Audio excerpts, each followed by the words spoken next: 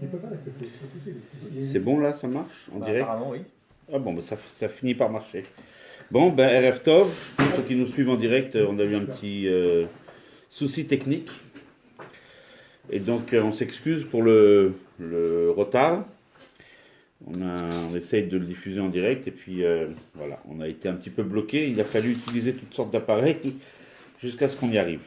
RF Tov, on se retrouve comme tous les mardis soirs, Yom Shlishi, pour étudier le Dvar Malchut, c'est-à-dire la Sikha du Rabbi sur la Paracha, c'est-à-dire la toute dernière que nous avons entendue du Rabbi dans l'année Tafshinun Bet, l'année 1991-92.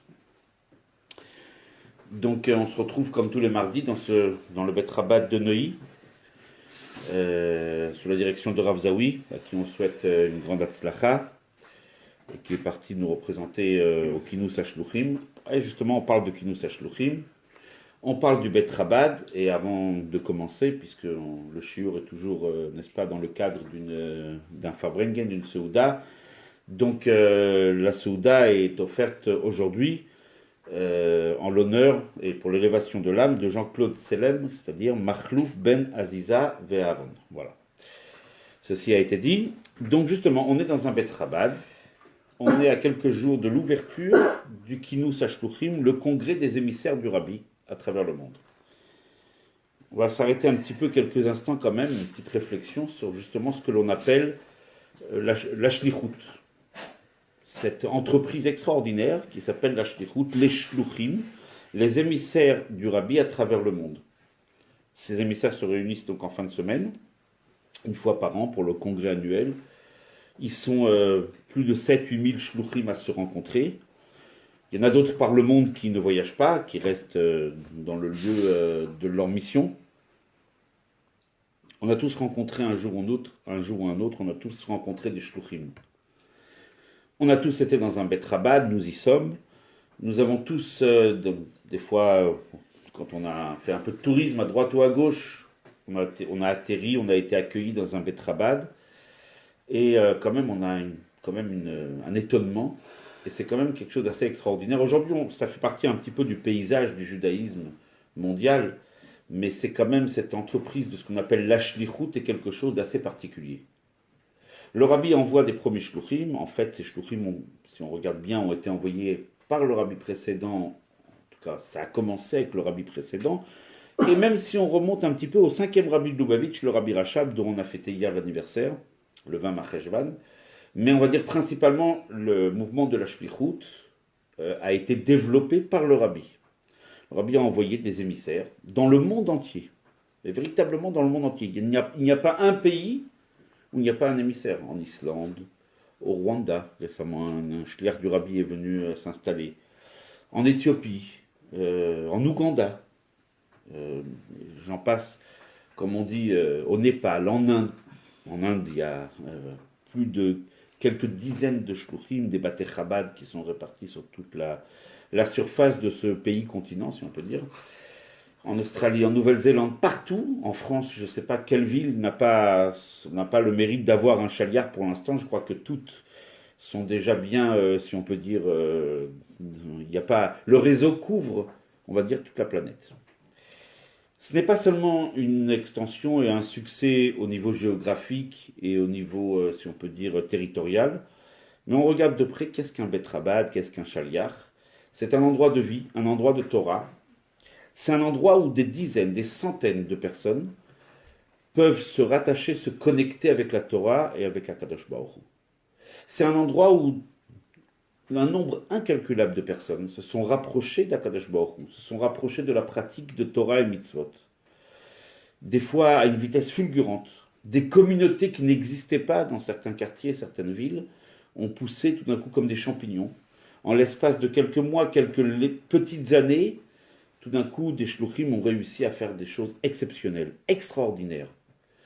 À tel point que cette institution de la shlichut, les shluchim, la shlichut, a même, si on peut dire, fini par convaincre beaucoup de nos frères qui ne sont pas forcément, on va dire officiellement, des chassidim Lubavitch, des chassidim du Rabbi, même si le Rabbi est le Rabbi de tout le monde, Mais on voit tellement d'institutions aujourd'hui juives, de Torah, qui ont, si on peut dire, oui, on peut dire copier le modèle un petit peu des shluchim et développer des activités extraordinaires à qui, bien sûr, nous rendons aussi hommage. Il n'y a pas d'exclusivité.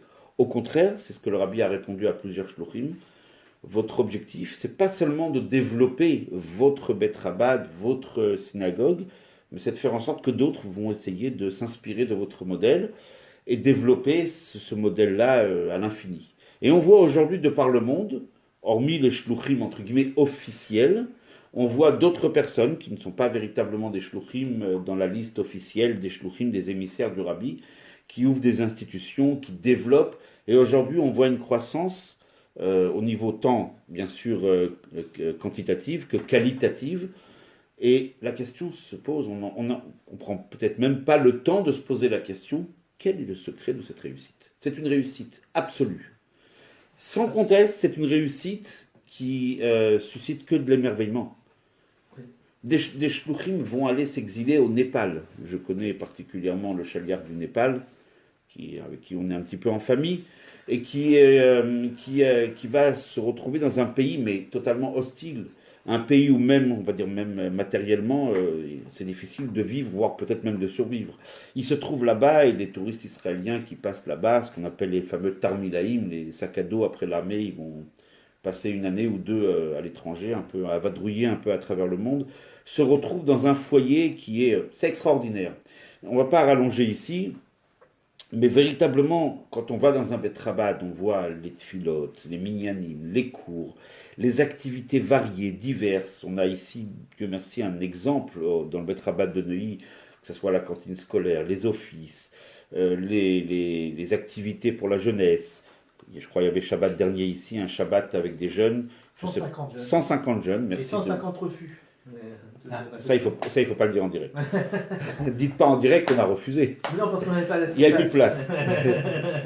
En tout cas, Baruch Hashem. Et c'est quelque chose d'assez extraordinaire. Et quand même, et vous allez me poser la question, quel est le cursus universitaire qu'ont passé tous ces shluchim pour réussir de telles activités? On sait très bien que dans le monde, il faut un savoir-faire, il faut des connaissances. Au niveau financier, il faut gérer des sommes qu'on n'a pas d'ailleurs, puisque les Bate Chabad ne sont pas là, c'est des associations à but non lucratif. Ça repose sur la générosité des gens, donc il faut construire un réseau de solidarité qui va soutenir le Bet Chabad. Probablement que pour être un chaliach aujourd'hui, il faut probablement des connaissances et il faut avoir suivi des études très pointues. Figurez-vous que tous les shluchim, en tout cas l'écrasante majorité des shluchim, n'ont suivi aucun cursus. Ils étaient à la yeshiva et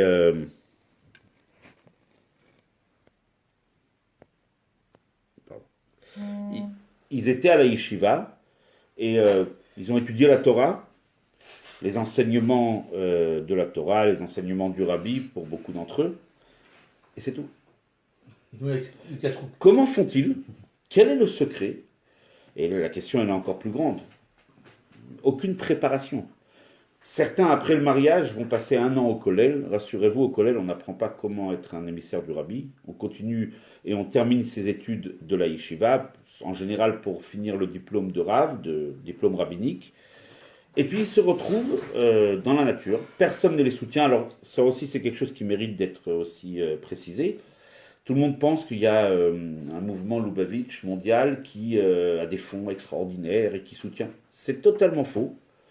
Il y a effectivement quelques fonds qui vont donner quelques petites aides, on va dire occasionnelles, aux émissaires du rabbi lorsqu'ils en ont vraiment besoin, mais il ne s'agit pas de grosses sommes, c'est vraiment une petite aide pour des fois passer un cap difficile ou pour l'acquisition d'un bâtiment, ils vont peut-être donner 0,0 et quelques pourcents de la somme, etc. Mais rien de plus que cela. Ce sont des shluchim qui arrivent, qui débarquent, ces émissaires, dans un pays où, en général, très souvent en tout cas, ils ne parlent pas la langue, ne connaissent pas les habitudes du pays, n'ont pas fait des études pour savoir comment est-ce que l'on monte une communauté, des fois de rien du tout, ex nihilo, et ils réussissent. Et on le voit dans le monde entier, on ne fait pas de la propagande, on le voit dans le monde entier. Allez vous promener à droite et à gauche, vous allez voir, aujourd'hui, les Bate Chabad sont recensés dans une liste officielle par le ministre des Affaires étrangères du gouvernement israélien, comme étant comme quasiment des succursales de l'ambassade d'Israël dans le fameux pays. D'ailleurs, certains pays n'ont pas d'ambassade. Israël n'a pas une ambassade dans tous les pays. Et ce sont les shluchim qui jouent ce rôle. Il faut le savoir. Donc la question, après toute cette démonstration, quel est le secret? Quel est le secret de la réussite? Vous allez me dire, c'est le rabbi. C'est clair. C'est clair que c'est le rabbi. Mais vous savez, comme chaque chose, un juif compte sur une aide d'en haut, du rabbi, d'Akadosh Baruch Hu, c'est une évidence. Mais en même temps, Akadosh Baruch Hu attend de chaque juif un effort et un travail, si on peut dire, sur terre, un travail matériel, un travail physique. On vit pas dans le ciel, on vit pas dans le Gan Eden, on vit dans ce bas monde. Et forcément, on doit maîtriser certaines ficelles, on doit être capable d'œuvrer et d'agir dans le cadre de ce qu'on appelle les règles de la nature et les règles du monde. Donc, quel est le secret de la réussite des shluchim? Alors, justement, c'est lié avec la paracha. Le rabbi a fixé que le congrès annuel des shluchim, qui a été inauguré en 1987, que ce congrès annuel se déroule Shabbat, autour du Shabbat de la paracha Chaye Sarah, donc notre Shabbat. Pourquoi? Nous dit le rabbi parce qu'il y a un message extraordinaire qui justement, ce message, c'est le secret de la réussite de la shlichut. Le secret de cette réussite exceptionnelle que connaissent tous les shluchim dans le monde entier. Et ceux qui, bien sûr, ceux qui suivent le chemin, ceux qui les copient, des fois même en dehors du mouvement Lubavitch, je le rappelle encore une fois, tout est, si on peut dire, dans la paracha de cette semaine. Alors, tous les ans, ça se déroule de la façon suivante, c'est que l'ouverture officielle du Kinous, c'est Shabbat après la Tfila, dans la journée, lorsque le rabbi s'adresse dans le premier discours officiel aux shluchim. Dans ce qu'on appelle le Farbringen du rabbi le Shabbat, le rabbi s'adresse aux shluchim. Et il leur délivre le message et la feuille de route pour l'année à venir. En Tafshinun Bet, en fin 91, le rabbi s'est adressé aux shluchim en leur donnant une feuille de route qui, elle, n'a pas changé, puisque l'année suivante, le rabbi ne parlait plus, ayant subi un AVC. Encore une fois, je le dis, c'est ce que nous avons vu, en tout cas, la santé, la vie du rabbi est un petit peu hors de notre portée. On ne maîtrise pas exactement ce qui se passe avec le rabbi, on ne cherche pas non plus à comprendre chaque chose. Mais l'année d'après, donc, le rabbi a assisté à ce congrès, mais il n'a pas parlé, en tout cas, on ne l'a pas entendu. Et bien sûr, après, on ne l'a pas vu non plus. Et donc, le dernier message qu'on a du rabbi au shluchim, c'est le message de l'année Tav Shin Nun Bet 5752-1991. Par conséquent, si c'est le dernier message, c'est bien que ce message-là, c'est avec lequel les shluchim vont finir leur travail, vont parachever l'œuvre de la shlichut, l'œuvre du rabbi.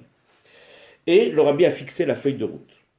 Quel est le but et l'objectif de la shlichut dorénavant, d'une façon formelle et d'une façon clairement affichée? Kabbalat Penei Mashiach Tzidkeinu. L'acceptation du visage, de l'identité de Mashiach. C'est l'objectif de la shlichut. Nous dit le rabbi, attention. Cela ne veut pas dire que dorénavant, la pose des tefilines, les bougies de Shabbat, les cours, les prières, les activités communautaires vont disparaître.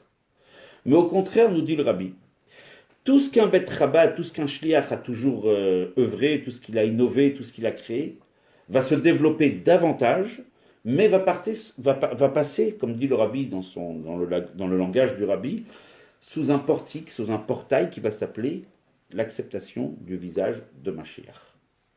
De quoi il s'agit? Justement, on va étudier la sikha de Chaye Sarah, Tafshinun Bet. Alors bien sûr, tout le monde comprend le rapport qu'il y a entre la shlichut et notre paracha.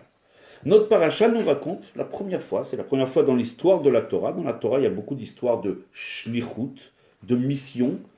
On sait bien qu'il y a des missions qui, en tout cas à nos yeux, ont peut-être échoué. Celles des explorateurs qui sont partis voir la terre d'Israël et en ont rapporté on fait un rapport en tout cas qui a refroidi la plupart des Juifs. On est resté encore 40 ans dans le désert. Il y a eu différentes missions dans la Torah. Mais la première mission qui est rapportée dans la Torah, c'est la mission de notre paracha. C'est d'ailleurs l'histoire centrale de notre paracha. L'histoire centrale, c'est qu'Abraham, après que Sarah a quitté ce monde, Abraham appelle son serviteur, Eliezer. Alors tout de suite, on va mettre, comme on dit, les choses, on va dire les choses très clairement. On parle de serviteur, c'est pas un esclave dans le sens tel qu'on peut l'imaginer. C'était un grand érudit, c'était un élève assidu d'Abraham Avinu. Comme disent nos maîtres, il puisait la Torah de son maître et il l'arrosait à l'extérieur. C'est Eliezer a compris véritablement le message profond d'Abraham Avinu et il l'a dévoilé, il l'a diffusé autour de lui. Donc Eliezer était un personnage très important. Eliezer reçoit une mission. Abraham lui dit, va chercher une épouse pour mon fils Yitzhak. Yitzhak a 40 ans, va maintenant à présent chercher une épouse pour mon fils Yitzhak. Il lui donne des recommandations et il l'envoie à Aram Naharaim, du côté de l'Irak. Il l'envoie là-bas, qui est la terre natale d'ailleurs d'Abraham. Il lui dit, va dans ma famille, et va là-bas ramener une épouse pour Yitzhak. Et il lui donne une mission, on va voir après tous les détails. Et donc Eliezer revient avec Rivka, la deuxième des matriarches. Yitzhak épouse Rivka, et bien sûr l'histoire continue. Donc après Sarah, Rivka rentre dans la tente de Sarah, tout se remet en place, les bougies de Shabbat qui durent d'un Shabbat sur l'autre, la nuée, la chala, etc., etc. Beaucoup de midrashim, beaucoup de récits intéressants autour de cette histoire. Mais l'histoire centrale, l'histoire principale de la paracha, c'est la mission d'Eliezer. Et tout de suite, le rabbi pose, on va dire, 3 questions.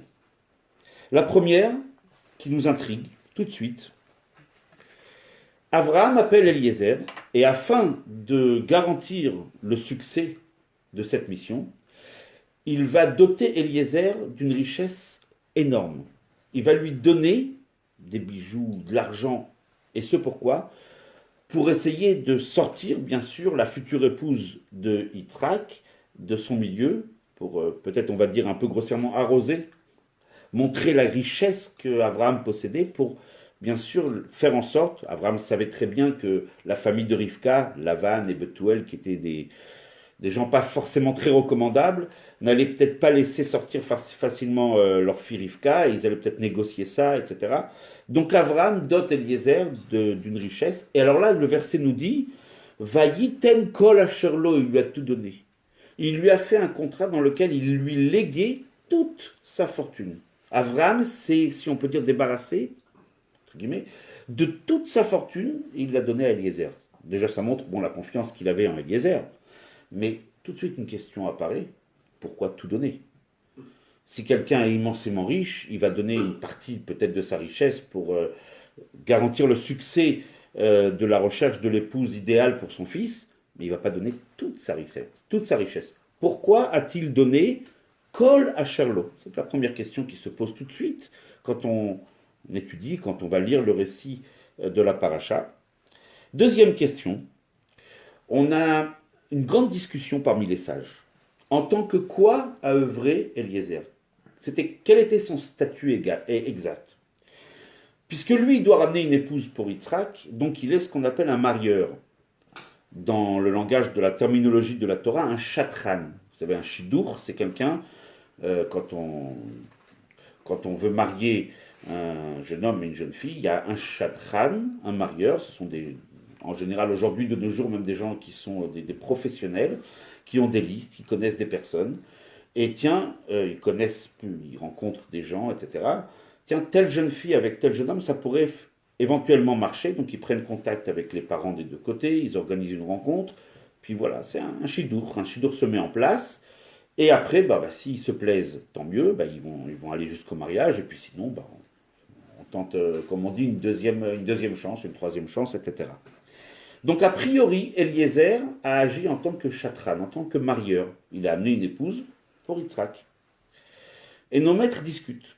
Et peut-être qu'il a agi d'une façon peut-être bien différente, en tant que chaliach. Hop, tout de suite on arrive dans la shtichut. Quelle est la différence entre un chatran, un marieur ou un chaliar? Quelle différence si le statut d'Eliezer était celui d'un chatran ou d'un chaliar? C'est très simple. Le rabbin expliquait la chose suivante. Un chatran, c'est quelqu'un qui agit pour son compte. C'est quelqu'un qui a une idée, un tel avec un tel, telle jeune fille avec tel jeune homme, ça pourrait coller, ça pourrait marcher. Il essaye de faire, si on peut dire, de créer la rencontre. Et puis voilà, bon, c'est quelqu'un qui agit selon sa conception, selon sa... il obéit à sa propre réflexion, n'est-ce pas?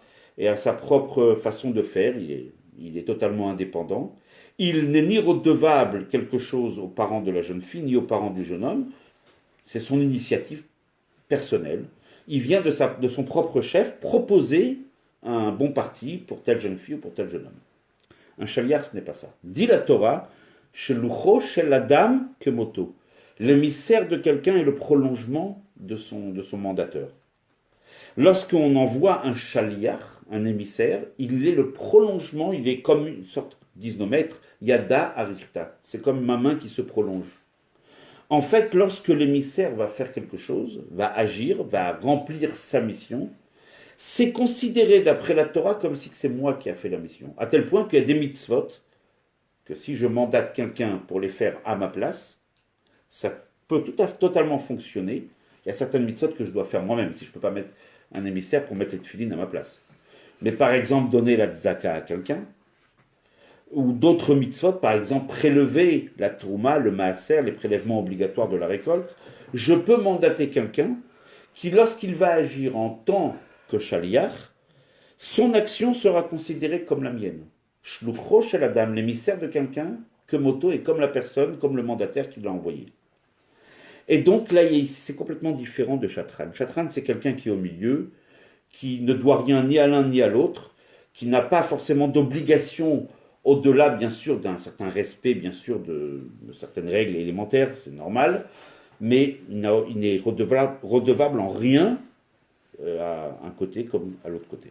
Un chaliach, au contraire, il est, si on peut dire, le prolongement de la personne qui l'a mandaté, de son mandataire, et en tant que tel, il se doit d'être soumis à son mandataire. C'est-à-dire d'œuvrer et d'agir exactement de la façon dont le mandataire lui a codifié, lui a signifié.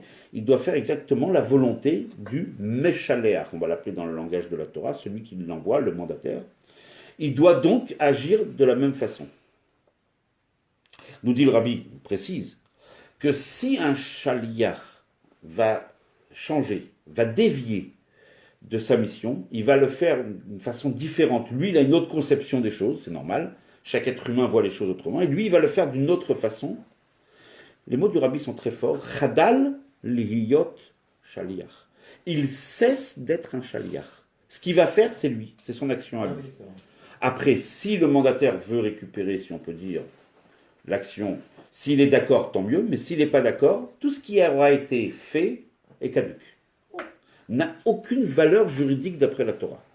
Un chaliar se doit d'avoir une certaine soumission, d'avoir une certaine, d'être, si on peut dire, le prolongement du Meshaler. Et donc les sages se posent la question, qu'était exactement Eliezer? Un chatran, un marieur, qui agit de son propre chef, avec sa façon, comme on dit, de voir les choses, avec etc. Ou bien était-il un chaliar? Et la conclusion, il était un chaliar. Obligatoirement un chaliar. Pas les deux? Non, il était un chaliar. Et là, la question du rabbi, c'est la deuxième question. Pourquoi était-il nécessaire que Eliezer agisse en tant que chaliar? Et qu'est-ce qu'il y avait de mal s'il n'aurait été qu'un simple chatran? Et le principal, c'est bien le mariage de Yitzhak et Rivka. Quelque part, la mission d'aller rechercher Rivka, c'est, pour le dire de cette façon-là, un peu anecdotique. C'est un détail. C'est un détail qui n'est pas forcément, a priori, tellement, on va dire, significatif. Comment est-ce que Eliezer va agir pour amener Rivka? À la rigueur, là n'est pas la question. Le principal, c'est que Rivka se marie avec Yitzhak. C'est le principal, c'est le but, c'est l'objectif. C'est un peu comme les explorateurs.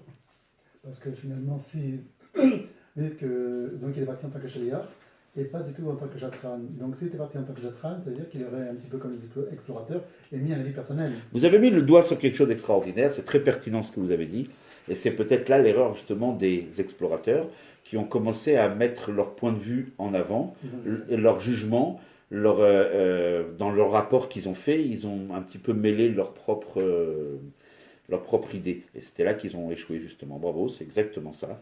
Alors que ce qui leur a été demandé, c'est de remplir une mission, la mission de Moshe Rabbeinu. Moshe les a envoyés comme Akadosh Baruch Hu demande à Moshe, Shlach lecha, envoie pour toi, ce sont tes missionnaires, tes émissaires. Et donc, on revient à notre sujet, donc justement, nous, la plupart des commentateurs disent que Eliezer n'était pas un chatran, mais un chaliar. Et là, la question, quelle est l'importance de ce débat? Était-il un chaliar, un chatran? Et pourquoi statuer sur le fait qu'il était un chaliar? Et que va-t-il se passer s'il n'est qu'un chatran? Le principal, c'est qu'il ramène Rivka à Yitzhak. Troisième et dernière question, l'histoire de ce mariage est racontée en long et en large dans notre paracha. Alors écoutez, on ne trouve nulle part trace dans la Torah d'un mariage étalé en autant de psukim, autant de versets. On nous raconte dans la Torah le mariage de Moshe avec Tzipora, mais c'est quelques versets. Avraham, Sarah, c'est même pas raconté. Yaakov et Rachel, Yaakov et Léa, c'est raconté, mais pas de façon aussi détaillée. C'est le mariage le plus détaillé dans la Torah. À tel point que ce mariage est raconté dans notre paracha 2 fois. Et oui, la paracha de cette semaine nous raconte 2 fois la mission de Eliezer pour ramener Rivka. La première fois, pour nous relater les faits. La deuxième fois, lorsque Eliezer se présente devant Bethuel, le papa de Rivka, pour lui dire « Voilà ce qui m'est arrivé, voilà, je te raconte mon histoire, je te raconte ma mission. » Et là, la Torah, si on peut dire, recommence encore une fois le récit. Elle aurait pu dire, Eliezer a narré, a raconté son voyage à Bethuel, mais on le connaît déjà, on la connaît l'histoire. Donc la Torah aurait pu dire simplement, il a raconté ce qui lui était arrivé sur le chemin, etc., etc. On ne va pas rentrer dans tous les détails. Non, la Torah recommence, si on peut dire, on va parler un peu grossièrement, elle met une bulle dans la bouche d'Eliezer, et il va raconter l'histoire, en tout cas le début de sa mission, et nous on va l'entendre, en tout cas l'entendre pour la deuxième fois. Regardez la paracha 2 fois, c'est quand même assez étonnant. Donc on a 3 questions. Pourquoi Abraham a-t-il donné toute sa richesse, tous ses biens pour la réussite du mariage? Une partie aurait suffi largement. Deuxièmement, quelle est la nécessité de discuter si Eliezer était un chaliar ou un chatran? Et puis, qu'il soit un chaliar ou un chatran, qu'est-ce que ça change? Le principal, c'est le mariage. Et troisième question, pourquoi nous raconter d'une façon tellement détaillée, et en plus doublement, l'histoire de cette mission? Alors, la réponse, on peut la donner, si on peut dire, d'une façon, on va dire, ce qu'on appelle dans le langage de la Torah, le pshat, le sens simple. On peut donner une réponse très simple qui est une réponse convaincante. Ce mariage de Yitzhak et Rivka, c'est en fait le premier mariage d'un juif et d'une juive. C'est le premier mariage juif dans la Torah. Abraham et Sarah n'étaient pas encore légalement juifs. Abraham, n'ayant pas fait la Brit Mila, était né dans un foyer d'idolâtres. Sarah aussi, n'est-ce pas? Donc on peut dire que c'est le premier mariage juif. Plus encore. De ce mariage, nous allons être issus. Tout le Ham Israël vient de ce mariage. C'est le mariage qui a construit la maison. C'est ce mariage qui est à l'origine de notre peuple. C'est un mariage important. C'est un acte fondateur du peuple juif. Ce mariage est le point de départ peut-être de notre histoire. C'est pas un mariage banal, commun ou anodin. Et là, le rabbi précise, attention, il n'y a aucun mariage dans le peuple juif qui est anodin. Chaque juif et chaque juive qui se marie, c'est une construction extraordinaire, c'est une joie pour tout le Ham Israël, à tel point qu'on fait un minyan, on dit des brachot, et on souhaite bien sûr on assiste bien sûr au grand mariage plus tard de la Géoula. Un mariage privé n'est pas en fait un mariage privé, c'est un mariage qui appartient et qui rejaillit sur l'ensemble du peuple juif. Mais alors, le mariage d'Yitzhak et Rivka, qui est la base, c'est là, de là va naître tout le peuple juif. Abraham étant le père de notre nation, le père du Ham Israël, c'est normal qu'il veut garantir le succès de ce mariage en donnant toute sa richesse. On peut le comprendre un peu mieux, ça répond à la première question. Ce mariage étant tellement capital, et pas seulement significatif, mais tellement important, qu'Abraham veut garantir le succès de ce mariage. Et puis on peut comprendre pourquoi il est un chaliach et pas un chatran, parce qu'il faut une fidélité totale à la vision qu'a Abraham pour pouvoir mener à bien ce mariage. Ce mariage n'étant pas un mariage, on va dire, anodin, c'est un mariage sur lequel tout l'âme Israël va se construire. C'est le mariage qui représente l'étape numéro 1 de la constitution du peuple juif. C'est normal que Eliezer aille et agisse avec, si on peut dire, en osmose parfaite avec Avraham Avinu. Et donc Shaliach et pas Chatran. Avraham Avinu, bien qu'ayant une confiance énorme dans Eliezer, mais il lui dit là, c'est pas toi qui vas agir, c'est selon ma vision à moi. La troisième question aussi est répondue. Pourquoi nous le raconter tellement longuement? Parce que ce mariage n'est pas stam, comme on dit, un mariage, c'est un mariage important. Ok, très bien, c'est une réponse qui est satisfaisante. Mais là va venir une question, et c'est la question, si on peut dire, de base de la Sira, qui va nous amener sur une réflexion bien plus profonde et bien plus, on va dire, je ne dis pas plus intéressante. Mais...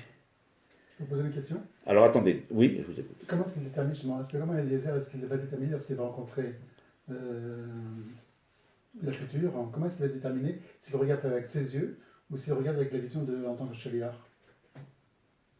Parce que lorsqu'il va voir, la personne, comment il sait lui s'il voit avec son âme personnelle ou s'il voit vraiment en tant que chaliar, avec vraiment la vision d'Abraham? Alors je vais vous donner votre deuxième, délivrer votre deuxième bonne note. En fait, votre question est extraordinaire et c'est en fait en filigrane la question de la sikha. Vous allez voir dans le développement de la sikha, c'est vraiment la réponse à votre question. C'est vraiment une question extraordinaire. Donc nous, on revient à notre question. Enfin, on ne l'a pas encore posée. A priori, on a donné une bonne réponse qui a répondu aux trois questions. C'est un mariage capital, c'est l'acte fondateur du Ham Israël. Très bien. Mais alors, nous dit le Rabbi, qu'est-ce qui est raconté dans la paracha?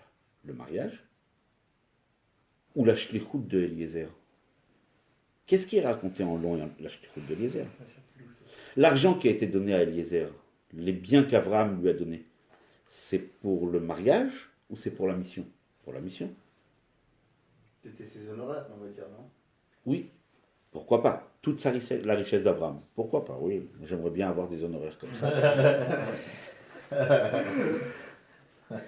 Et encore une fois, toute l'idée pourquoi il était chaliach et pas chatran, c'est encore une fois sur la mission d'amener Rivka à Yitzhak. Mais là, on vient de répondre que ce mariage est un mariage important. Le mariage n'est pas raconté dans la paracha. Enfin, en quelques lignes. Yitzhak a amené Rivka dans la tente de sa mère Sarah, il l'a épousée, et bien sûr, il l'a prise comme femme, etc., etc. En quelques lignes, l'histoire est réglée. Si ce mariage est tellement important et tellement capital, pourquoi le dire en même pas un verset ou deux? Alors que tout ce qui est la mission d'Eliezer, qui est en fait une sorte de détail, c'est un point qui est, si on peut dire, autour de l'histoire.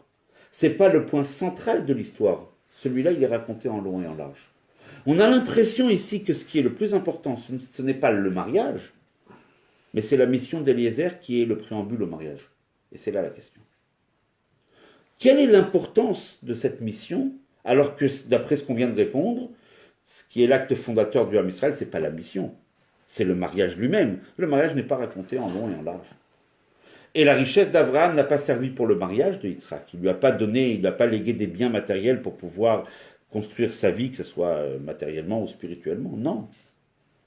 La shlichut d'Eliezer, ce n'est pas pour le mariage de Yitzhak, c'est pour aller chercher Rivka. Donc, encore une fois, si on réfléchit avec un regard un peu plus profond, la réponse ne tient plus. On a l'impression ici de se trouver, si on peut dire, face à un événement qui est, en tout cas, décrit dans la paracha comme capital, alors qu'en fait, il est censé être qu'un point de détail, qu'un fait, peut-être pas anecdotique, mais bon, secondaire par rapport au fait précis. D'après la réponse que le rabbi vient de donner, le Ikar, le principal, c'est le mariage de Yitzhak et Rivka, et pas la mission qui est venue avant. Et là, le rabbi va nous donner une réponse extraordinaire. Pour cela, on va faire une petite introduction.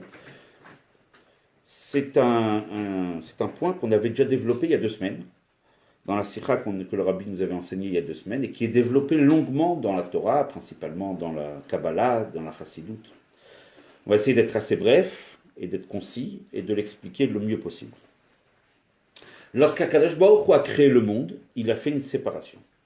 Les eaux d'en haut, les eaux d'en bas, c'est-à-dire, il y avait une séparation entre le sacré et le profane.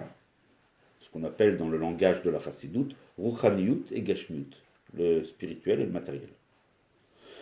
À tel point que David Ameller dit, pour bien décrire cette situation qui était la situation d'avant Matan Torah, David Ameller, il le dit, on le dit dans le Hallel, Hashamaim, Shamaim la Hashem, les cieux c'est pour Hashem. Le sacré c'est là-haut. Ve'aretz natan livnei adam, la terre a été donnée aux hommes, autrement le profane c'est pour les humains. Il y a une séparation totale. Il y a une xéra, disent nos maîtres. Le mot d'émettre, c'est une xéra, une barrière infranchissable.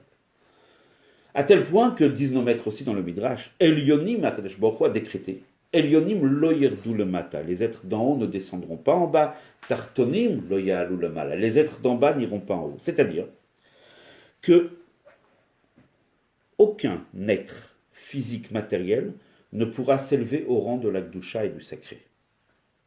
Et de l'autre côté, le sacré ne va pas pouvoir rentrer, pénétrer dans la matière. Chacun son domaine. Chacun son domaine. On pourrait dire, dans notre langage à nous, séparation de la synagogue et de l'État, pour ne pas reprendre la formule qu'on ne peut pas prononcer. Séparation totale. C'est une xéra. L'objectif, on ne va pas peut-être rentrer dans le détail, encore une fois, on ne peut pas tout expliquer comme ça rapidement.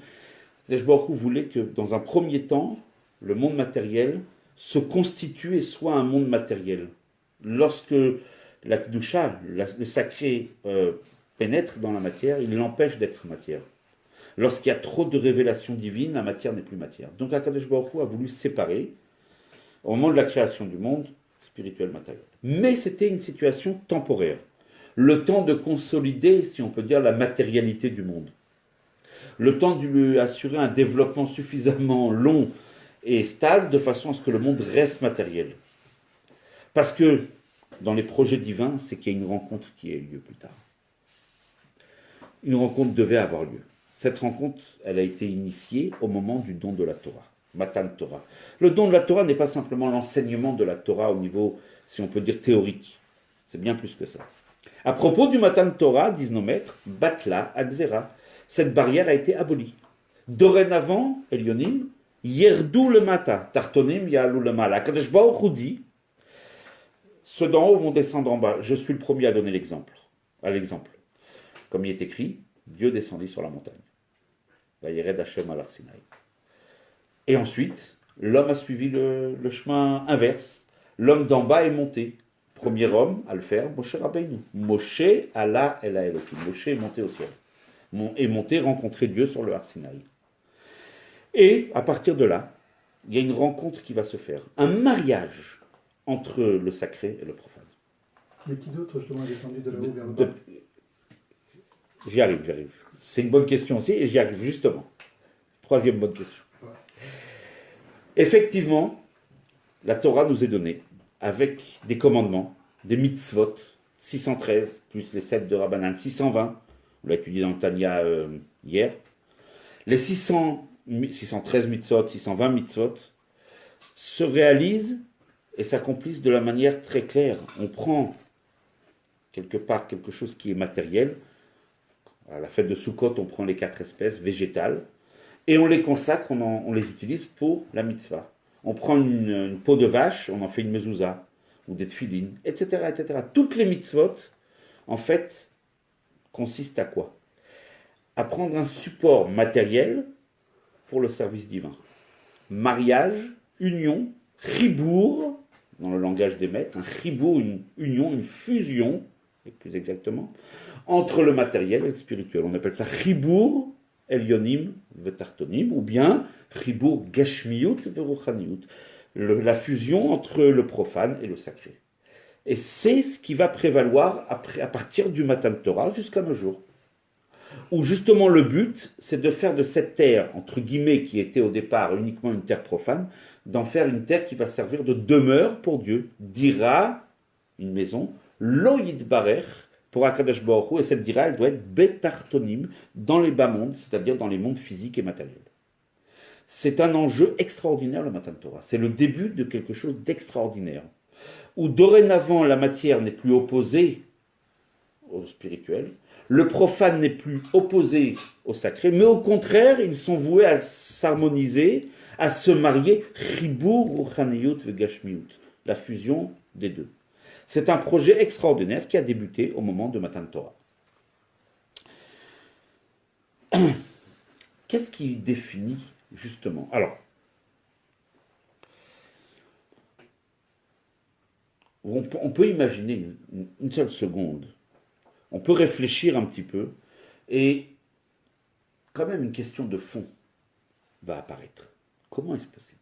Ok, Akadosh Baruch Hu a donné son aval, mais concrètement, le Gashmiyut et le Ruchaniyut, le profane et le sacré, sont deux mondes qui ne sont pas amis. Ce ne sont pas des adversaires, ils sont diamétralement opposés. Ce qui est sacré ne peut pas être profane, ce qui est profane n'est pas sacré. Comment harmoniser les deux? Comment prendre la matière et de la transformer en sacré? Nous sommes habitués tous les jours, un Sefer Torah passe, on l'embrasse. C'est quoi un Sefer Torah? C'est un morceau de velours qui couvre un parchemin. On ne se pose pas la question, mais comment?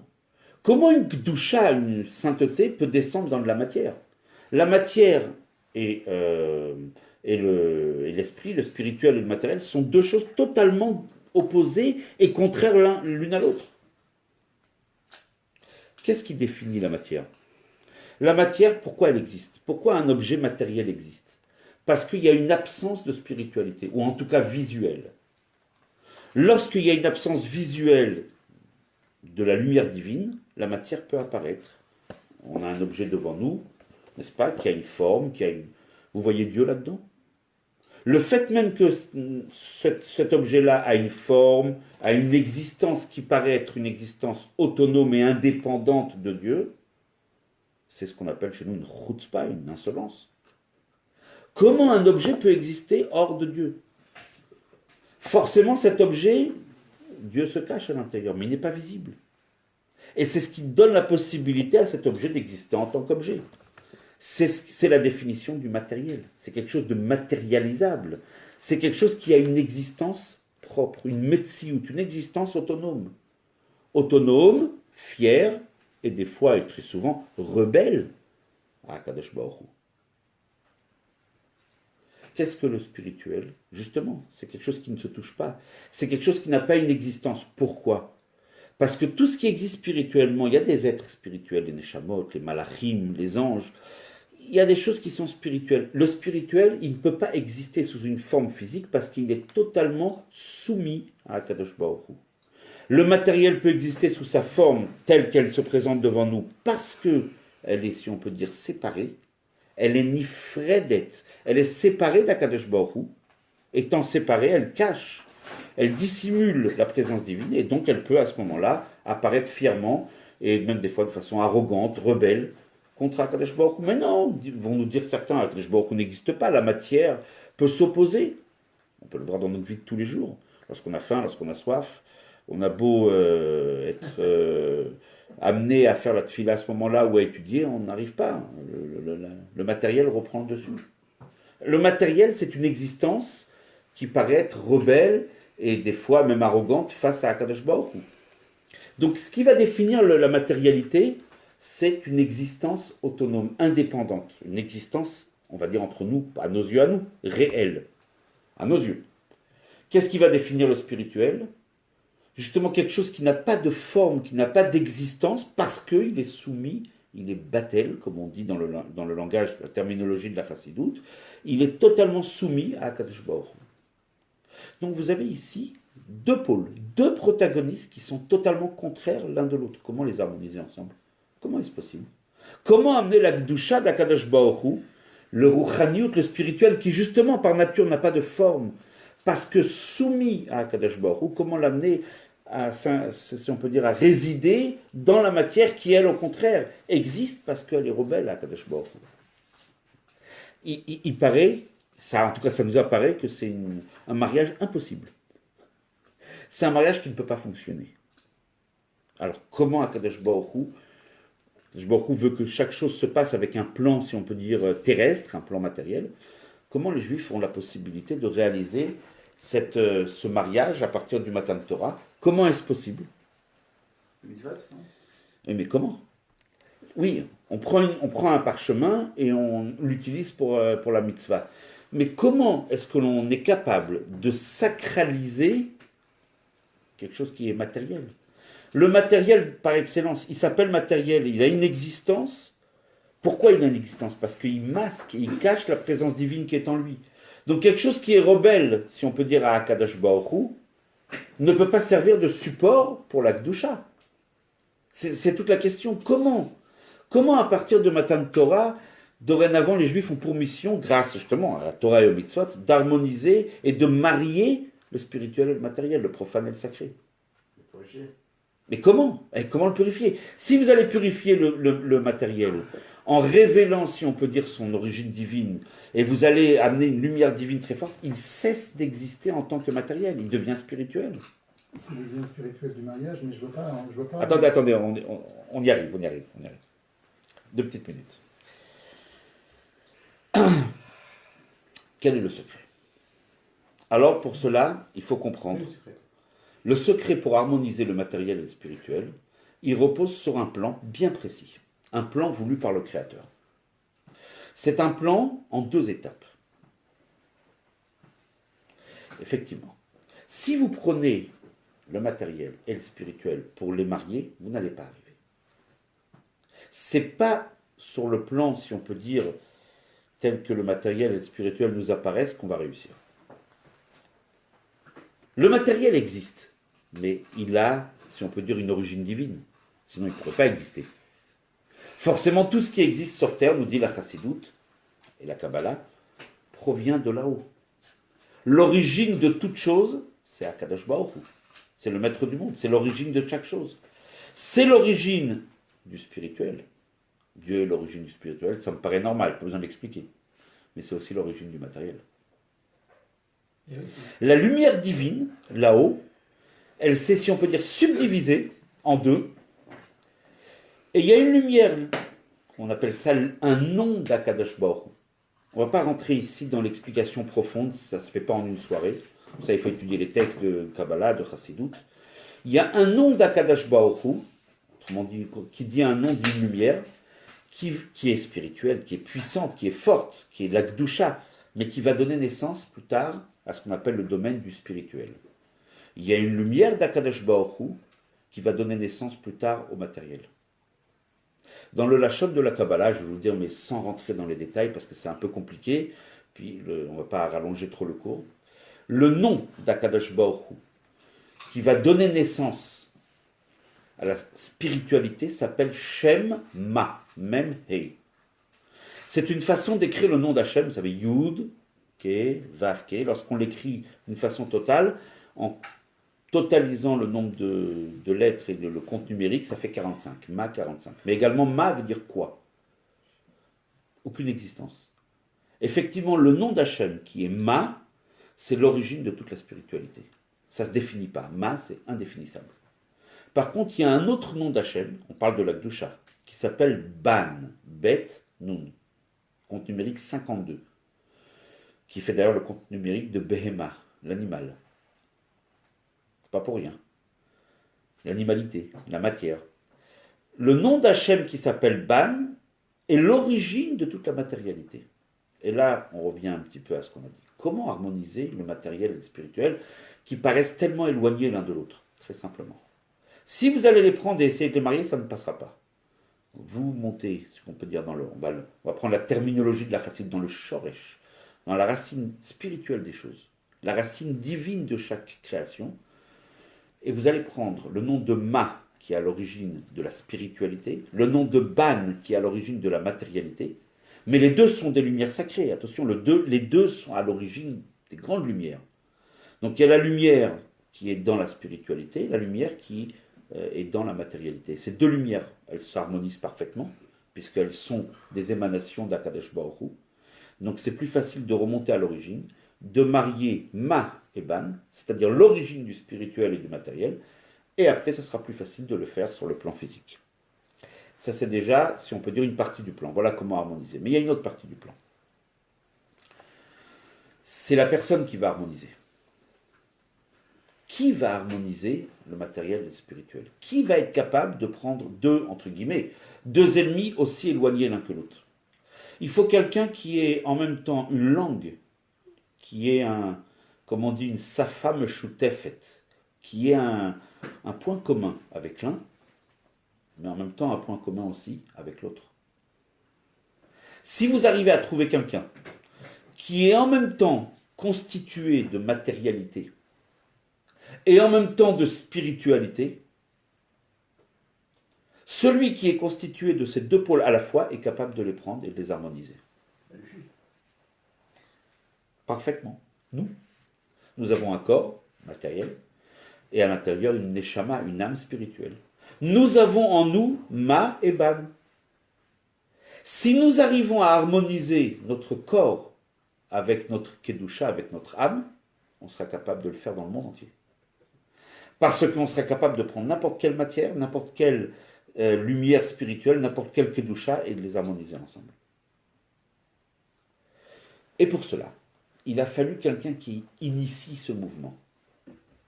Il a fallu quelqu'un, un personnage, ou plusieurs, qui vont nous donner cet exemple. Qui vont d'abord prendre la racine de chaque chose, c'est-à-dire le nom Ma et le nom Ban, l'origine du spirituel et l'origine du matériel pour les harmoniser. Et il faut quelqu'un qui à l'origine aussi ait ces deux pôles en lui et qui nous ait montré l'exemple. Nos sages nous disent Ma'aseh avot siman lebanim. L'histoire, les actions de nos pères, Abraham, Yitzhak, Yaakov, sont en fait des indications des chemins tracés pour les enfants, bien plus que ça. Ce sont des transmissions de force, Netzinat Koach. Ils nous ont montré la voie.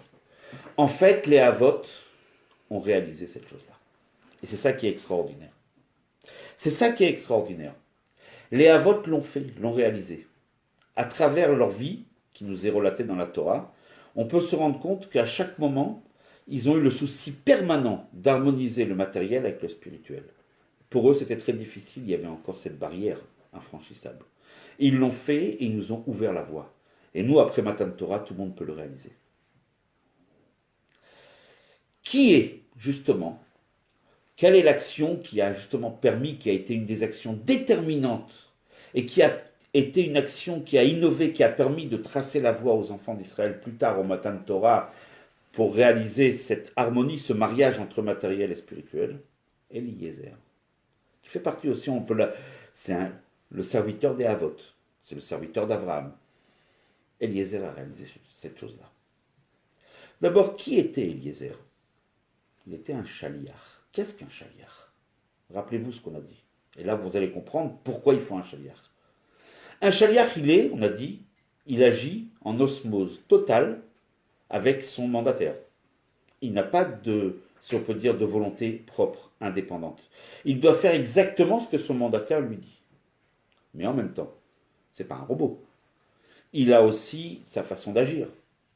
Il lui reste quand même une certaine liberté, il lui reste un espace dans lequel c'est ses capacités, ses dons, ses talents qui vont devoir s'exprimer. C'est une sorte de mélange extraordinaire entre une personnalité qui agit avec ses moyens, avec ses dons, avec ses qualités, mais en même temps soumis à Abraham qui l'a envoyé. C'est ça le chaliach. Et c'est exactement à l'image du spirituel et du matériel. On a dit que qu'est-ce qui va définir la spiritualité? La soumission à Akadosh Baruch Hu. Le spirituel n'existe pas parce qu'il est soumis à Akadosh Baruch Hu, comme le chaliach est soumis à son mandataire. Qu'est-ce qui définit la matérialité? Une existence propre et indépendante. Comme le chaliach qui a aussi sa propre existence, qui a quand même aussi une façon d'agir. C'est quand même lui qui va faire ce voyage, c'est lui qui va marcher, c'est lui qui va faire ceci, c'est lui qui va faire cela. Le matériel représente une certaine indépendance, le spirituel, soumission à Dieu. Eliezer, si on peut dire, était composé de ces deux qualités. Et c'est justement les deux qualités fondus ensemble, qui font un chaliar. Qu'est-ce qu'un chaliar? C'est quelqu'un qui agit de son propre chef, qui agit, en tout cas, je me suis un peu trompé, qui agit avec ses propres moyens. C'est lui qui va agir, c'est pas celui qui l'a mandaté qui va agir. C'est lui qui va se rendre quelque part et qui va œuvrer. Il va parler selon ce que son cerveau va lui placer, les mots que le cerveau va lui placer dans la bouche. Il va agir avec son sourire, avec son savoir-faire, avec ses capacités, tout son talent, n'est-ce pas?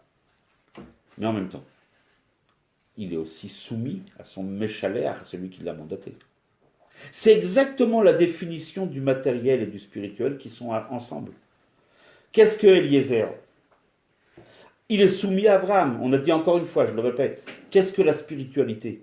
C'est quelque chose qui ne se voit pas. Parce qu'elle ne se voit pas, parce que soumise à Akadosh Baruch Hu. C'est l'aspect soumission. Qu'est-ce que la matérialité? Une existence autonome, indépendante. C'est exactement la définition d'un chaliar. Eliezer représentait l'archétype parfait de celui qui peut harmoniser et faire l'union entre matériel et spirituel. Deuxième point. Qu'est-ce qu'a fait Eliezer? Il est parti à l'origine des choses, chercher la lumière d'Hachem qui est à l'origine de la matérialité, la lumière d'Hachem qui est à l'origine de la spiritualité, il les a mariés ensemble. Rivka et Yitzhak. Qu'est-ce que représente Yitzhak? Shem Ma, la spiritualité. Avram Avinu, il y avait une famine en Eretz Israël. Kadosh Baruch Hu lui dit, bon, Israël, tu peux quitter Israël. Yaakov, le troisième patriarche, a quitté Israël pour aller en Égypte. Yitzhak, quand il y a eu la famine, il a voulu quitter, Hachem lui a dit, non, toi tu ne peux pas quitter. Tu as le statut de Olat Mima, tu es monté sur l'autel, sur le Misbéach, il a failli être sacrifié. Tu as un statut de Gdusha à l'état pur. Yitzhak représente la Gdusha à l'état pur. Shem Ma, la spiritualité. Rivka représente Shem Ban.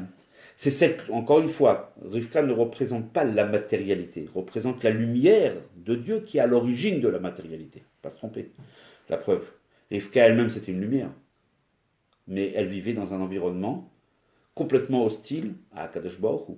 Qu'est-ce que disent nos maîtres pour définir un petit peu la vie de Rivka? Keshoshana bein achochim, comme une rose parmi les ronces et parmi les épines. Comme justement ce potentiel, cette lumière qu'il y a dans la matérialité, qui s'appelle le Shem Ban, qui est à l'origine de la matérialité. À l'origine ne veut pas dire là-haut, qui se cache à l'intérieur de toute la matérialité. Il y a une lumière très forte, Shem Ban. Qu'est-ce qu'a fait Eliezer? Il a uni Ban et Ma. L'origine de la matérialité avec l'origine de la spiritualité. Yitzhak et Rivka. Pourquoi lui il a pu le faire? Parce qu'il avait les deux aspects en lui. Il avait les deux aspects que A touche liach, c'est-à-dire en même temps soumission et en même temps indépendance. C'est exactement la définition de matériel et spirituel. Spirituel, c'est soumission à Hachem. Matériel, c'est indépendance.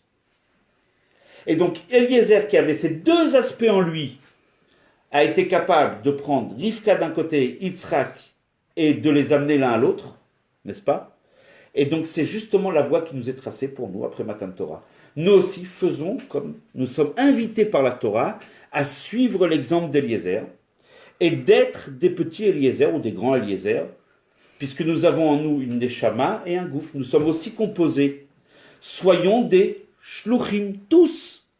Pas seulement ceux qui sont sur une liste officielle des shluchim, mais tous nous sommes des shluchim d'Akadosh Baruch Hu, des shluchim qui avons pour mission, de par notre âme et de par notre corps, d'harmoniser matériel et spirituel. On fait comme Eliezer, on reproduit le même modèle qui nous donne cette force. Justement, c'est Eliezer qui nous inspire en se plongeant dans le récit de la paracha et dans cette réflexion extraordinaire que nous livre le Rabbi.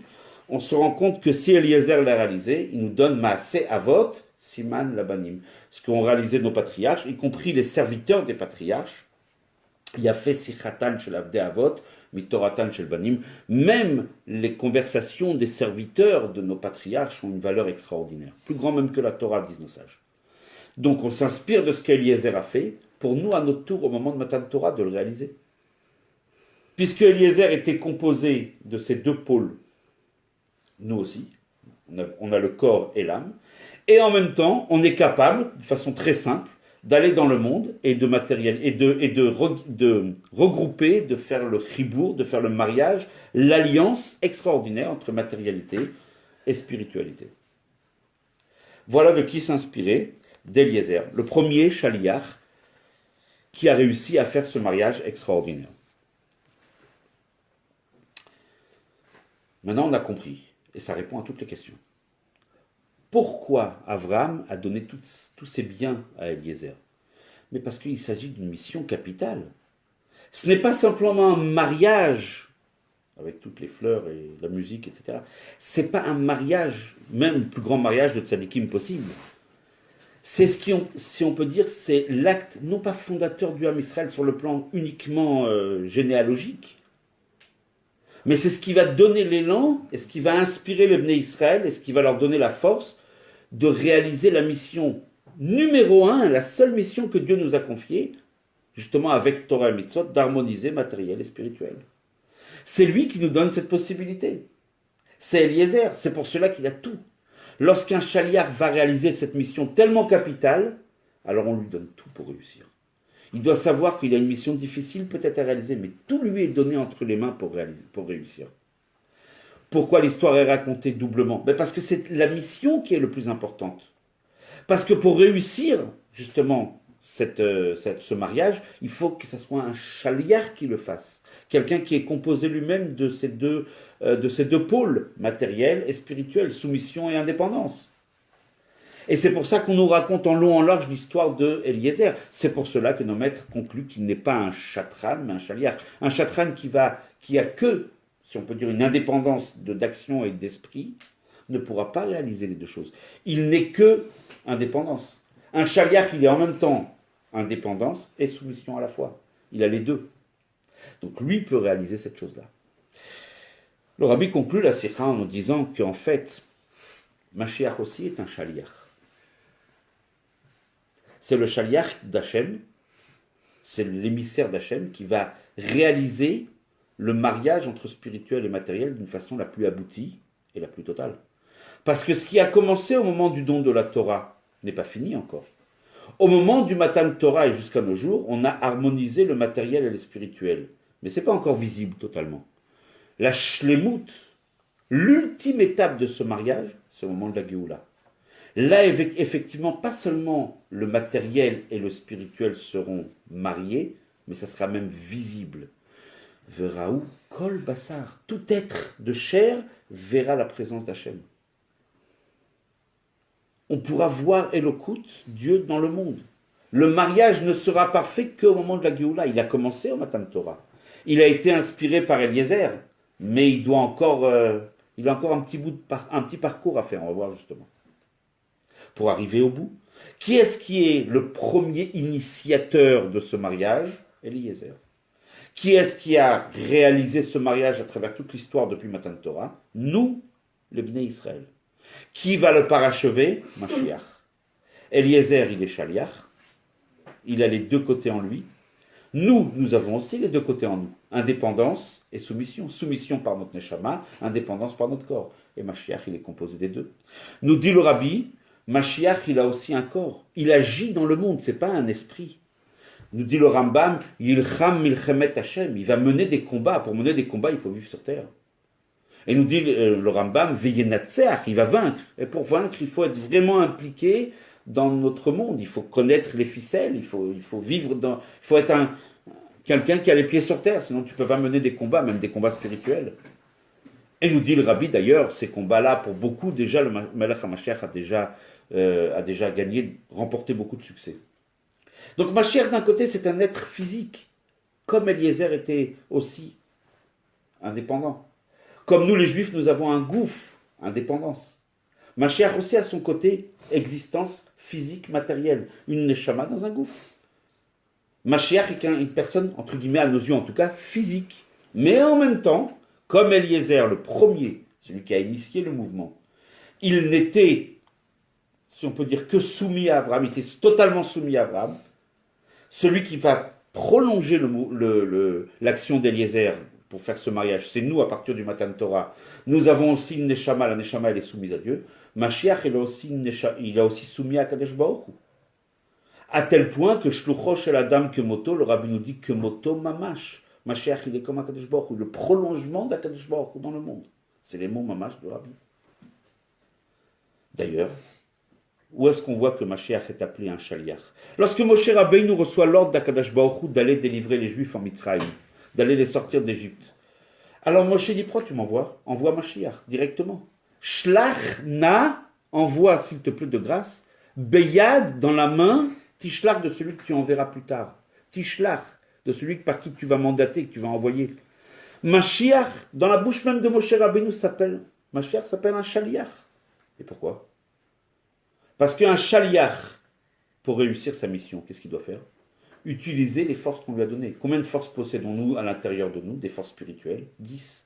Chochma, Bina, Da'at, Chesed, Gvura, Tiferet, Netzach, Od, Yesod, Malchut. C'est écrit ici, d'accord. Donc on a ces 10 forces en nous. Un Shaliach, faites le compte numérique de Shaliach, 348, qui va s'exprimer à travers ces 10 forces de l'âme.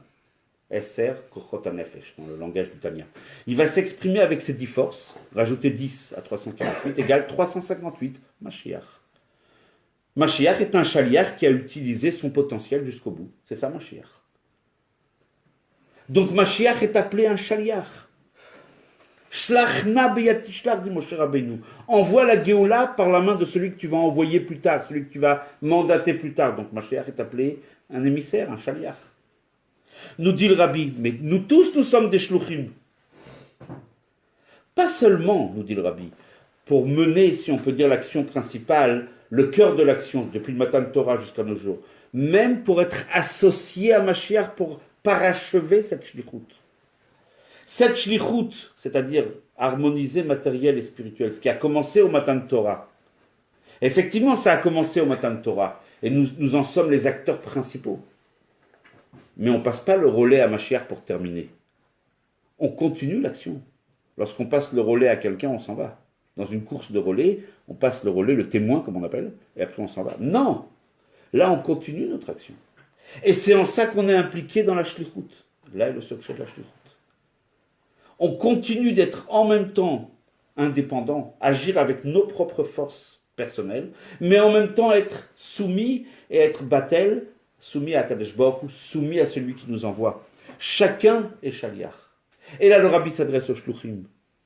Vous, les Shluchim, qui avez le mérite d'être pas seulement comme tous les Juifs sont des Shluchim, puisqu'ils possèdent ces 2 pôles en eux, mais en plus, vous êtes officiels sur des listes, vous êtes des Shluchim clairs que le Rabbi précédent a désigné d'une façon, si on peut dire, officielle. Vous avez cette responsabilité. Vous avez cette force aussi. Vous avez ce privilège. Et avec vous, tout le Ham Israël. Mais vous êtes en première ligne.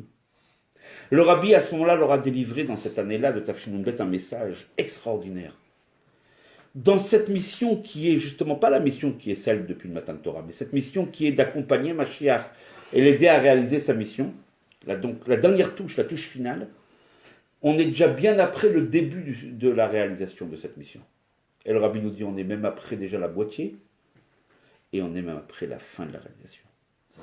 Les mots de la Sikha. Le Rabbi nous dit, tout a déjà été réalisé. La mission a été menée à bien. Vous les shluchim, et à travers vous, tous les émissaires, chaque juif qui est shaliach, qui est en même temps indépendant, qui agit avec sa propre façon, ses talents, son savoir-faire, mais en même temps soumis au Meshaleach, soumis à la Kedusha, à Kadosh Baruch Hu, soumis au Rabbi. En même temps, on a les deux à la fois. On a fini cette mission. Nous dit le Rabbi, c'est terminé. La mission a été couronnée de succès. Le Rabbi délivre aux Shluchim un message extraordinaire. Vous avez réussi. Et donc la dernière question de cette sikha. Alors, si même la touche finale a été terminée, a été réalisée, Mashiach, Rabbi nous dit, il y a encore une toute petite chose. Et c'est justement votre shlichut à partir de maintenant. Quelle est cette petite chose? Nous dit le Rabbi. Et ça, on l'a vu la semaine dernière. Il est écrit dans le Barthénora, ça a été aussi prolongé par le Khatam Sofer, qu'il existe dans chaque génération un candidat potentiel pour être le Mashiach. Mais, dans chaque génération, Ce candidat, si on peut dire, n'a pas été révélé. On a pu peut-être le deviner qu'il était le candidat à être Mashiach, mais il n'a jamais été d'une façon formelle et officielle. Autrement dit, il y avait la présence d'un Mashiach, mais pas la révélation d'un Mashiach. Le descendant de David, quand même. Oui, bien sûr, le Barthénoral dit Echad Misera Yehuda, très bien, un qui descend de Yehuda, et qui est Raoui, dit le Khatam Sofer, Mitzit Kato par rapport à sa tzitkout, à sa piété, d'être le Goël. Dans chaque génération, il y en a un qui est le libérateur potentiel. Nous dit le Rabbi, enfin, c'est pas le Rabbi qui dit ça, c'est encore une fois le Barthénoral, commentateur de la Mishnah, et le Khatam Sofer bien connu, qui disent que dans chaque génération, il y en a un qui descend de David, qui est entre guillemets, le tzaddik de la génération, le Nassi Ador, en 2 mots, et qui lui est potentiellement Mashiach.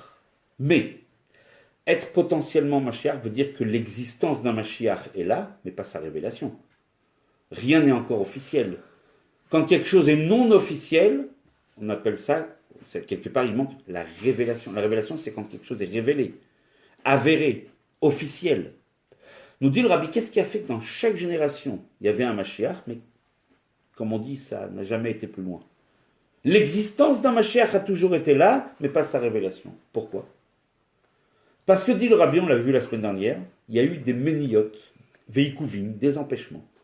De quelle nature ? Chacun pourrait imaginer, peut-être que la génération n'était pas méritante. Le Rabbi ne définit pas exactement quelle est la nature des empêchements. De toute façon, ça ne nous concerne pas tellement. Nous dit le Rabbi, mais aujourd'hui, toutes les méniotes veikuvim ont sauté. Il n'y a plus aucun empêchement. Le Rabbi l'affirme d'une façon formelle, la semaine dernière comme cette semaine. Plus d'empêchement. Donc, nous dit le Rabbi, l'existence du Mashiach est avérée. Puisque maintenant, on sait qu'il va devenir Mashiach. Puisqu'il n'y a plus d'obstacles. Jusqu'à maintenant, il y avait un Mashiach dans chaque génération. Mais les obstacles et les empêchements ont fait qu'il ne s'est jamais révélé. C'est resté au stade, si on peut dire,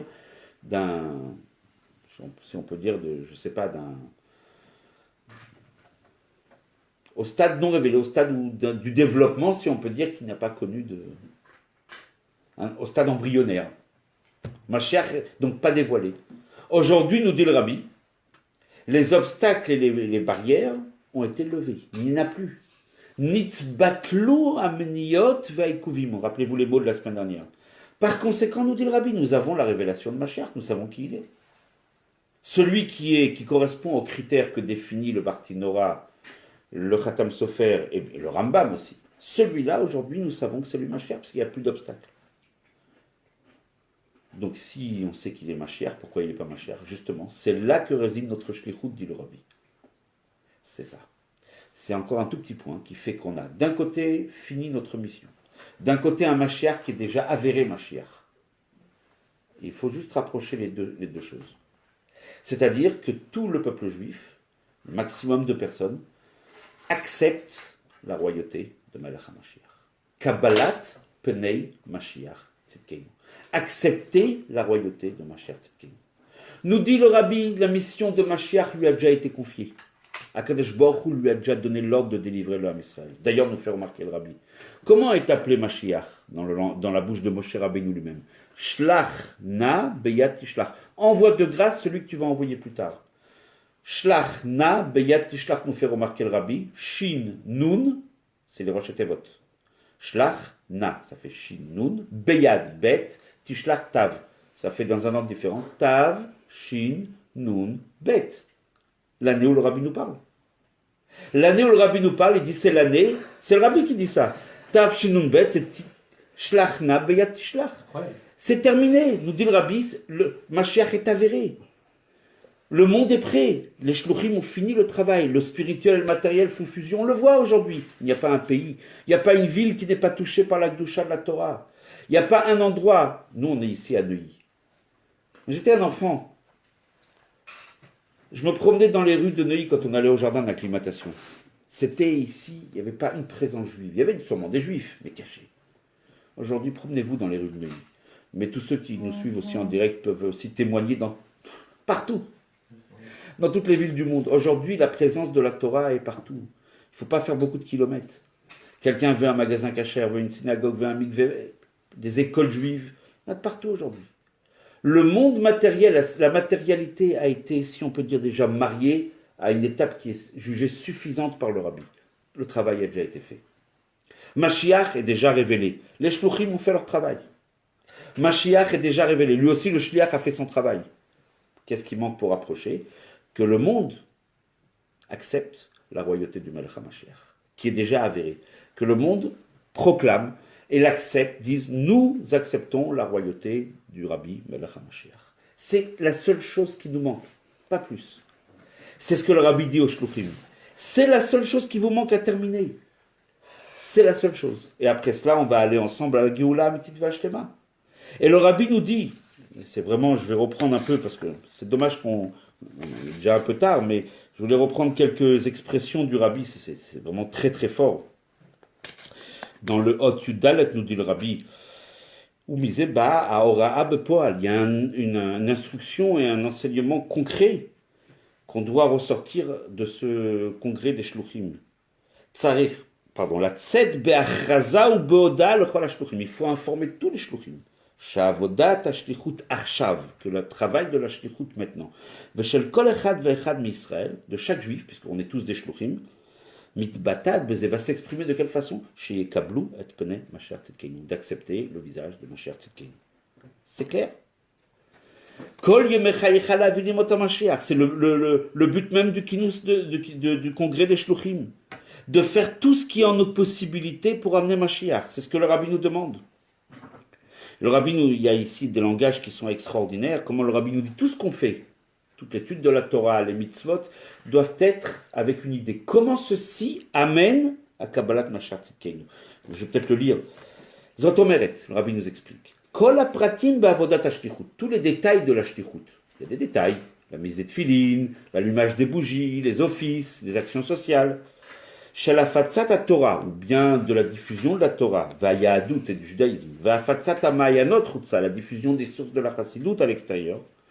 Toutes ces actions, Srichim liot chadurim, doivent être pénétrées benekudazu, avec un point. Tout doit être fait avec une seule, si on peut dire, kavana, une seule intention. Keitzad, la question qu'on va se poser à chaque fois. Comment Zemolir, comment cette action va m'amener les Kabbalat, Mashiach Tzidkeinu, pour accepter Mashiach et accepter sa royauté. On va mettre les tefilines à un juif. Comment ceci m'amène à Kabbalat Mashiach Tzidkeinu? On va faire allumer une bougie par une femme juive, Erev Shabbat. Comment ceci amène à Mashiach Tzidkeinu? Comment ceci est relié avec la Géoula, avec Mashiach et l'acceptation de la royauté du Melech HaMashiach? C'est l'action qui est confiée aux shluchim à partir de maintenant. Comme ça nous dit le Rabbi. Et ainsi, on va permettre au shliach de notre génération, dit le Rabbi, le Mashiach. Et le Rabbi se désigne quasiment lui-même en disant que quand il parle du shliach, le Mashiach de la génération, il dit le Rabbi précédent. Mais il dit de la même façon que le Rabbi précédent était, si on peut dire, faisait corps avec son père, son prédécesseur. Donc pareil aujourd'hui, de façon à ce qu'on retrouve les 7 branches de la menorah. Cette branche, il faut une 7e. Si on s'arrête au Rabbi précédent, il faut bien la 7e, c'est le Rabbi. Donc quelque part, on n'a plus une seule chose à faire. On n'a plus qu'un seul travail à faire. Et avec ça, on amène la Géoula. C'est le message qui a été délivré au Shluchim en 91. Si on n'est toujours pas dans la Géoula, Amitit V'Ashlema totale, bien qu'on avance à grands pas, et on le reconnaît, celui qui veut ouvrir les yeux, il peut le voir. Si on n'y est pas encore totalement, alors il nous manque encore un tout petit peu d'accepter soi-même, de faire acte d'acceptation de la royauté de Mashiach, d'accepter, de le faire aussi accepter par nos frères, de façon à ce que tous ensemble, on puisse mériter la Géoula Amitit V'Ashlema. Donc, comme le Rabbi va le dire la semaine prochaine, dans Parashat Toldot, l'acceptation de la royauté de Mashiach, c'est une phrase. Yechi Adoneinu Moreinu Verabeinu Melech HaMashiach L'Olam Vaed. De cette façon, on va amener que Mashiach, qui est déjà révélé, et que notre travail qui est déjà terminé, vont se fusionner ensemble, et on va être couronné du succès, le succès de la Géoula Amitit V'Ashlema. Donc le prochain cours, ça sera à Yerushalayim, si Dieu veut, dans Beth Amikdash. Amen. Et dès ce Shabbat, nous serons nous aussi conviés au congrès des émissaires du Rabbi, qui ont déjà réussi leur mission. Nous sommes tous des émissaires. Nous allons tous nous retrouver, tous des Eliezer en puissance. Eliezer a commencé, rendons-lui hommage, il a commencé cette mission extraordinaire. Et les Bnei Israël l'ont poursuivi. à travers toutes les difficultés de l'exil, mais ils l'ont fait. Et Mashiach le termine, nous aussi on le termine maintenant avec Mashiach. C'est arrivé le temps de la fin de l'exil, et comme on a vu des miracles, et simplement le Rabbi il veut à chaque fois qu'on ramène les miracles, et qu'on dise à Akadosh Baruch Hu merci. Le Rabbi nous dit dans Parashat Vayeshev Tafshinun Bet, dire merci pour les miracles qu'Akadosh Baruch Hu fait à notre époque, c'est aussi un acte fondamental pour amener la Géoula. Malheureusement, on a vécu la semaine dernière un moment un peu difficile en Israël, c'était tendu en Terre Sainte, dans notre terre, où plus de 500 roquettes ont été tirées. Il y a un rave en Israël qui a dit un mot, pour tout résumer. Comment 92 500 roquettes sont tombées, 500 miracles ont eu lieu. C'est vrai, une maison à droite, à gauche, mais Baruch Hashem, à part des dégâts matériels, c'est inexplicable. Et la vraie kippa de Barzel, c'est pas forcément... il faut aussi faire les choses matériellement. C'est une évidence. Rendons hommage à ces soldats courageux qui vont défendre Eretz Israël, l'intégrité d'Eretz Israël. Le Rabbi en parle dans la Sira. Le Rabbi parle de l'intégrité d'Eretz Israël dans cette Sira. Ça fait aussi partie... Défendre l'intégrité d'Eretz Israël fait partie aussi d'actions qui ramènent la Géoula. Mais en même temps, rendons hommage à celui qui nous protège. Comment on peut être insensible lorsqu'on voit 500 roquettes tomber, et Baruch Hashem, pas un blessé, pas un mort, des miracles, comme on a vu dans toutes les vidéos sur l'autoroute, un miracle, un missile qui tombe entre deux voitures, etc., etc. Alors disons merci à Kadesh Baruch Hu. On voit les miracles de la Géoula se passer, il faut simplement les regarder. Lorsqu'on sait les observer, on sait les voir, et on sait remercier à Kadesh Baruch Hu. Merci à Kadosh Baruch Hu, qui nous envoie très rapidement la Géoula, une petite Vachlema, que le Rabbi se dévoile, et que nous soyons acteurs de cette Géoula, parce que c'est ce que le Rabbi nous demande à nous. Kabbalat, Penei, Mashiach, Tzidkeinu. De faire en sorte que tout le monde entier, et le plus possible de juifs, acceptent sur eux la royauté du Melech HaMashiach, de façon à ce qu'Akadosh Baruch Hu soit le roi sur terre, Vaya Hashem le Melech, Al Kol Haaretz, Bayom Haoui Hashem Echad, Ushmo Echad, et qu'on puisse se retrouver donc dès la semaine prochaine au Betrabat de Neuilly qui volera sur les nuages et qui se retrouvera à Yerushalayim. Teikef Umiyad. Amen. Zach.